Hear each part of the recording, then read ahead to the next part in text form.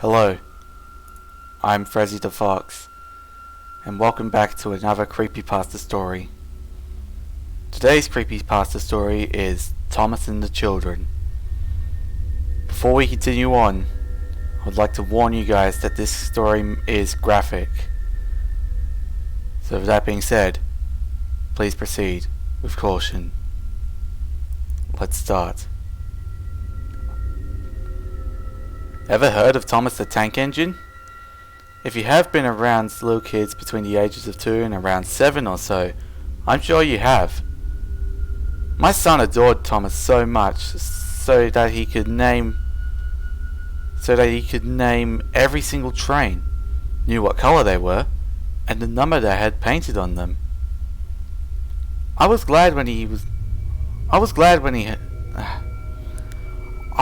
I heard he was coming over to visit me over the summer, but I had a ton of work to do. So I bought him a Thomas DVD. The cover looked innocent enough. Thomas was smiling, and little wooden children were waving their arms out of the windows in his coaches. The DVD was called Thomas and the Children. He was so excited to see the DVD that right off the bat, he pleaded with me to pop it into the DVD player. I went to work while he watched it.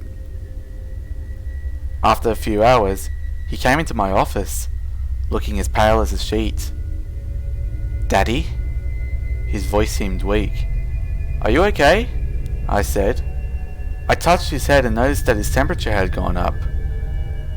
"Why did Thomas kill the children?" My heart sank like a stone, but I soon brushed it off. "I'm sure Thomas didn't kill the children," I reassured him. "Now you need your rest and some medicine." I gently pushed him to his room. "Come on now." After putting him to bed, I got curious as to what he had seen.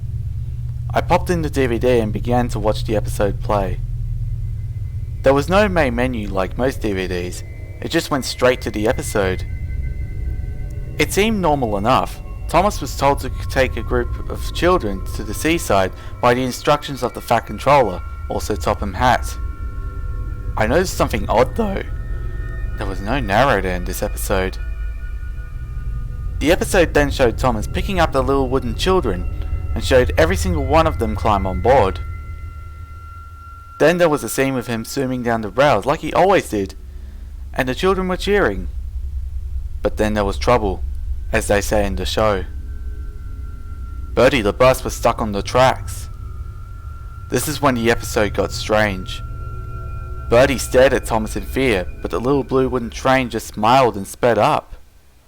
What was even more disheartening is that he started laughing. The children were crying and little tears could be seen painted on their faces. Thomas crashed into Bertie, causing pieces of both of them to go flying everywhere. Usually by now, the narrator would say, "Luckily no one was hurt," but there was no reassurance for the kids. The episode then showed the carnage on the inside of the coaches. Wooden limbs were broken off. What looked like actual blood had been splattered everywhere. Heads have been ripped off from the bodies of the wooden dolls. And worse yet, the children still had tears upon their faces. Everything went to static. After that, I felt myself boiling over with anger. What sicko would create something that messed up for little kids? Then I paused the static. Messages started to appear on the screen. Disturbing messages like kill, obey, multiply, and die. I watched the static for over an hour and noticed at least 30 different messages. I threw the accursed thing in the trash after breaking it in half. I would not expose my child to any more of that trash. Before going to bed myself, I checked him. He was happily asleep and snoring, clutching his teddy. I had nightmares from this. One where the children came into my room, but they were lifelike and as tall as a normal person. Their twisted forms grabbed my limbs and pulled me apart, while I heard that blasted train laughing. Now I have woken up. covered in blood, knife in hand, and I'm too afraid to check my son's room.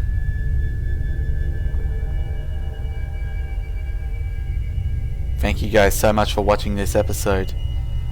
If you enjoyed it, don't forget to leave it a like and a comment down below, and let me know in the comments below what creepypasta story I should read next.